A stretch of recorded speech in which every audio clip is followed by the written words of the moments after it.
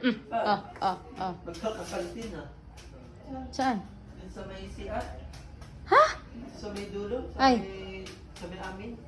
Ay, ano? Magkakakantin din. Eh? Saan dun?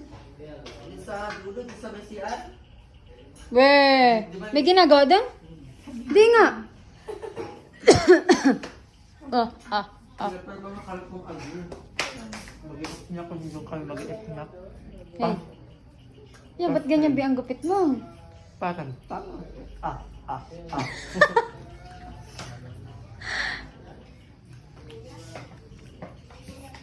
Ang ulam po namin ay canton.